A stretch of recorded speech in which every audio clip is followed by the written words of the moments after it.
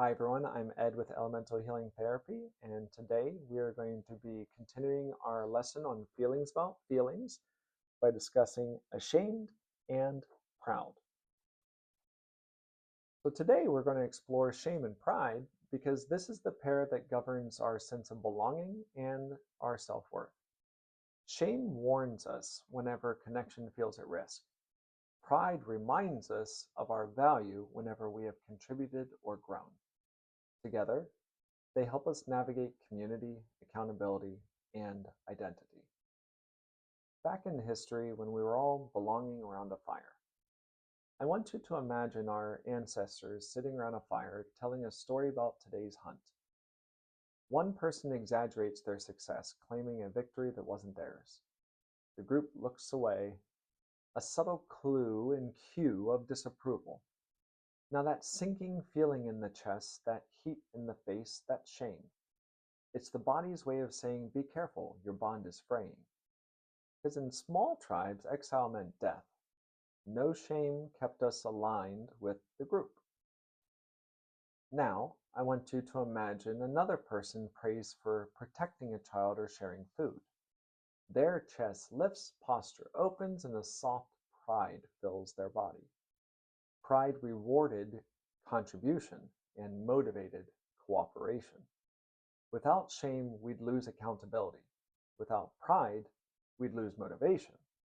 Both evolved to maintain trust and fairness, the social glue of survival. In children, this is the first lesson of worth.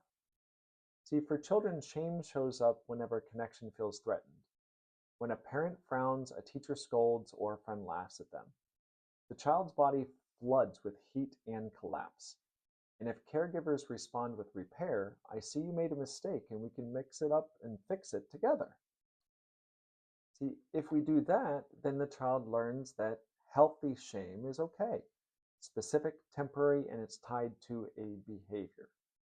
If caregivers withdraw love, they mock or they punish the feeling by saying, what's wrong with you? Shame then becomes global. I am bad. Not what I did was bad.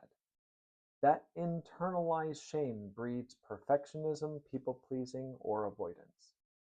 Pride develops through recognition and encouragement. When adults celebrate effort, not just outcomes, children learn intrinsic pride. I'm proud because I tried, not because I was perfect.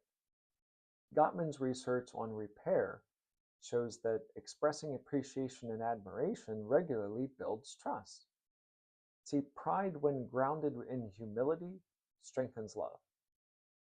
Modern misfires, when shame and pride lose balance. See, today, shame oftentimes hide beneath anxiety and exhaustion. We wear these masks of competence in order to avoid the fear of being seen as inadequate. The body contracts, the eyes down, we breathing a little more shallow, and our shoulders come forward.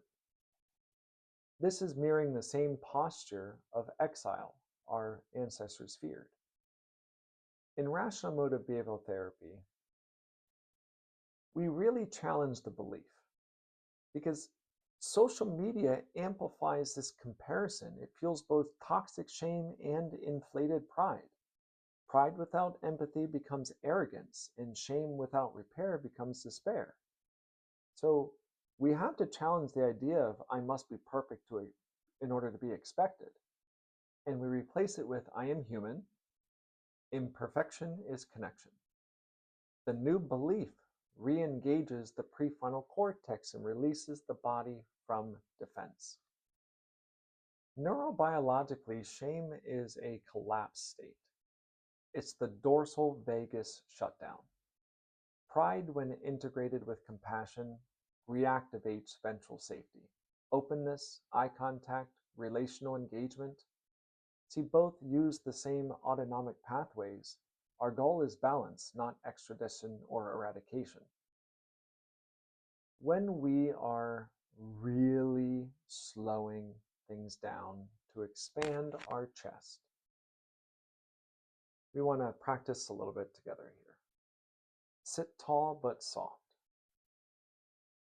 Notice if your chest feels heavy or collapsed. That's how the shame often lives in our body. Take one slow breath in through your nose for 4, lifting the chest slightly. Hold for 2, then exhale for 6, releasing tension in the shoulders.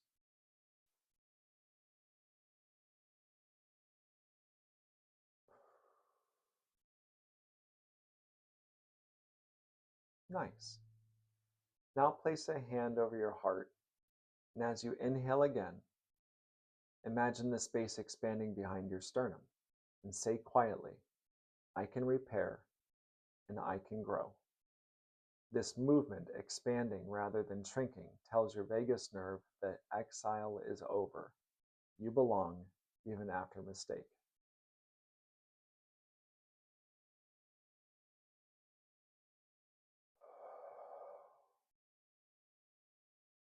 A client once told me about yelling at her partner. Now, this was during a fight. The next morning, she woke up with this deep amount of shame and a really heavy pounding heart. Instead of spiraling, she practiced grounding. She sat upright, hand over her chest, and she whispered, I can repair this. She approached her partner and said, I'm sorry I yelled. You didn't deserve that. I want to understand what you were trying to say. He softened, they talked, and the repair deepened their trust.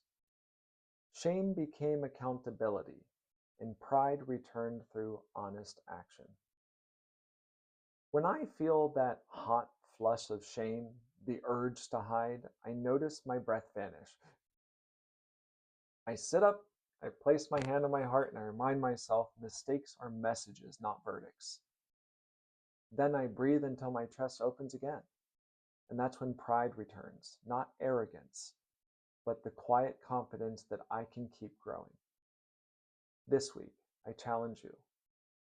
Notice when shame arises. Pause before you collapse. The power of the pause. Place a hand over your heart and breathe and ask, what needs repair? Then take one small specific action towards accountability. When you do this, let yourself feel proud, not of perfection, but of courage. In the final video of this series, we're going to integrate everything that we've explored thus far. How each emotional pair creates balance, and how understanding these core feelings can transform reactivity into resilience. Remember, understanding precedes the solutions.